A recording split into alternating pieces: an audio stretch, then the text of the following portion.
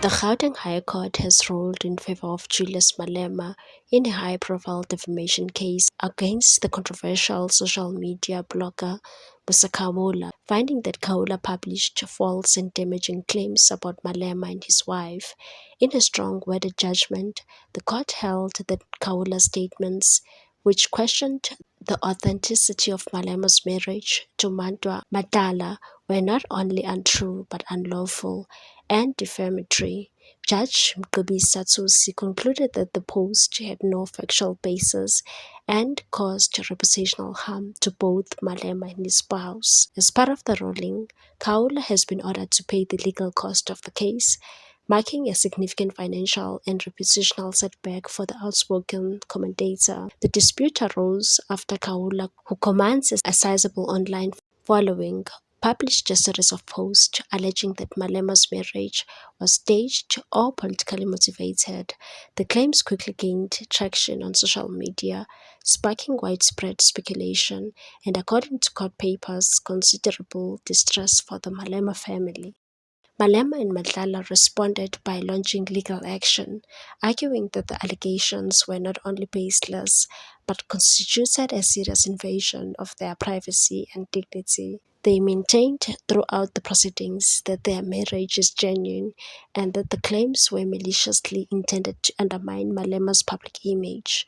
The court found that Khawula's conduct crossed the boundary between permissible public commentary and unlawful defamation.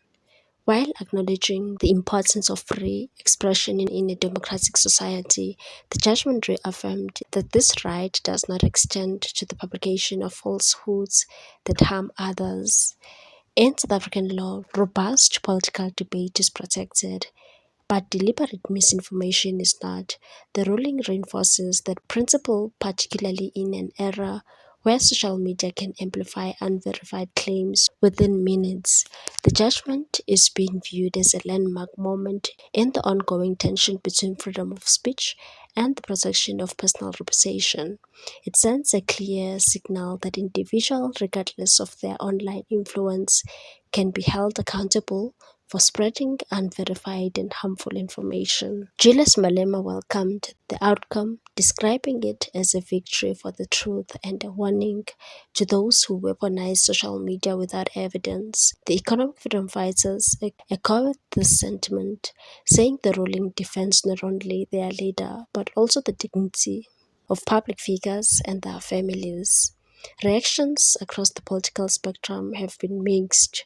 Some commentators have praised the decision as a necessary safeguard against misinformation, while others caution that such rulings must not deter legitimate scrutiny of political leaders.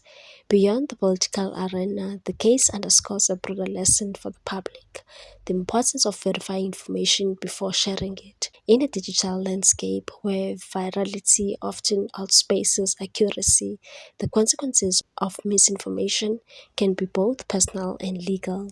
For Khawula and others who operate in the fast-moving world of online commentary, the ruling may serve as a turning point, a reminder that influence comes with responsibility and that the law remains a powerful check against the spread of damaging falsehoods.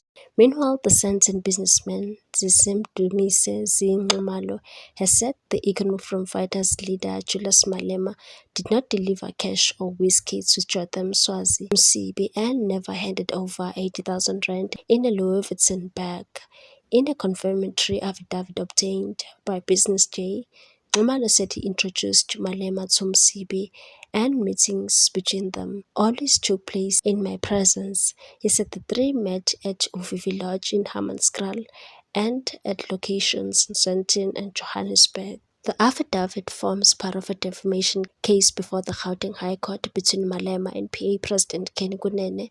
Malema is seeking a retraction and apology after Kunene alleged he delivered cash and other items to Msibi, who is described in court papers as a central figure in a network linked to the Big Five cartel. Kunene's answering papers rely on affidavits from two witnesses, including Tsepo Moloka, who described himself as Msibi's associate and caregiver. What's your take on this one, people? Thanks for watching. Please subscribe for more news.